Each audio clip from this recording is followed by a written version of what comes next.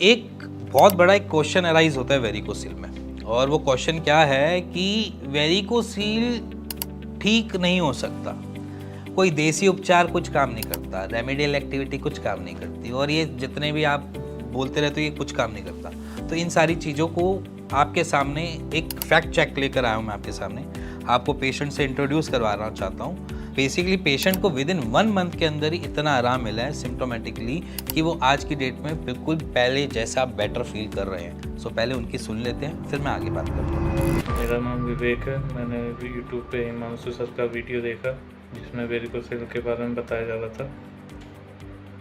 उसके बाद मैंने उनकी टीम से कांटेक्ट किया, जिससे 2 महीने तक के मैंने अभी तक ट्रीटमेंट ले लिया, जिससे पेन रिलीफ हुआ मुझे बहुत। Thank you Himanshu sir and उनकी टीम। सो गाइज आपने सुना होगा, अब यहाँ पर कुछ नहीं, देसी नुस्खे ही काम आए हैं। यहाँ पर जो हम देसी नुस्खे करते हैं डे टू डे की रूटीन में, वो उन्होंने ही इतना आराम दे दिया कि उनके सिम्टम्स आराम से काम डाउन हो गए। तो बेसिकली अगर यहाँ पर समझा जाए तो क्या पावर है? पावर है आपकी अपनी एक्नॉलेजमेंट, और दूसरा कि आप किस तरीके से अपनी चीज़ों को हैंडल करते हो। अब मैं यहाँ पर ये नहीं कहता कि आयुर्वेद बहुत अच्छा काम करता है या आयुर्वेद में इतनी पावर है कि वो हील कर देगा, ये कर देगा, वो कर देगा। मैं ऐसी कोई बात नहीं करूँगा। मैं सिंपल सी बात करूँगा कि हम जिस कॉज के अंदर बैठे हैं, जिसकी वजह से हमें वेरिकोसील हुआ है, हम सिर्फ उन्हीं को ही चीज़ों को अपनी ज़िंदगी से हटाना या निकालना चालू कर देंगे, उसी से भी हम 50% आराम ले लेते हैं। बाकी बचा कुचा 50% आराम हमें कौन देता है? हमारी लाइफस्टाइल, हमारी डाइट, हमारी मेडिसिनल प्रॉपर्टीज़ जो हमें बेसिकली आयुर्वेद से मिल जाती है। अब यहाँ पर बात होती है कि आयुर्वेद ऐसा क्या करता है कि भैया वो ठीक कर देता है। तो हमारे पास कोई भी ऐसे ड्रग नहीं है जो पेन हीलिंग की तरह काम करे।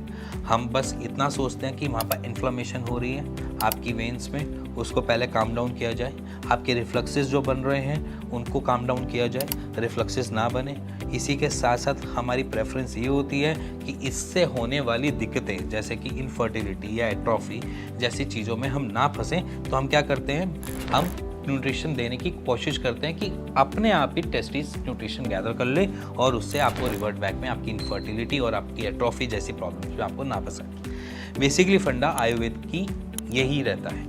इसी के साथ अगर मैं बात की जाए तो हम इसमें और चीज़ें क्या ऐड करते हैं, इसमें ऐड किया ये जाता है कि आपका ब्लड का फ्लो हमेशा बेटर फ्लो करता रहे, रिफ्लक्सेस, इन्फ्लेमेशन, इन सारी चीज़ों के ऊपर धीरे धीरे काम करते जाएं। और यही सारी चीज़ों से हमें सबसे बेस्ट चीज़ मिलती है कि हमारे को आराम मिलना थोड़ा अर्ली चालू हो जाता है।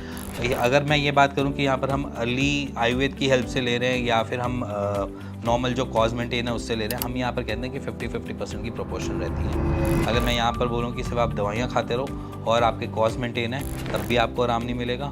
और अगर मैं यहाँ का उल्टा करूँ कि आपने सिर्फ कॉज जो है उनको हटा लिया और आपको आराम मिल जाएगा, ऐसा भी नहीं होगा। तो दोनों का प्रोपोर्शन 50-50% का इस इलाज में ज़रूरी होता है। तो इसीलिए समझो वेरिकोसील को हराना आसान है अगर आप और मैं मिल जाएं तो। अगर आप किसी और डायरेक्शन में भाग रहे हो और मैं किसी और डायरेक्शन में भाग रहा हूँ तो वहाँ पर आराम मिलना भी एक टास्क हो जाता है। तो इसी के साथ अगर आपको वीडियो थोड़ी वेरिकोसील से रिलेटेड समझ आई हो तो प्लीज़ शेयर ज़रूर करना। इसी के साथ मिलेंगे नेक्स्ट वीडियो के लिए, तब तक के लिए गुड बाय।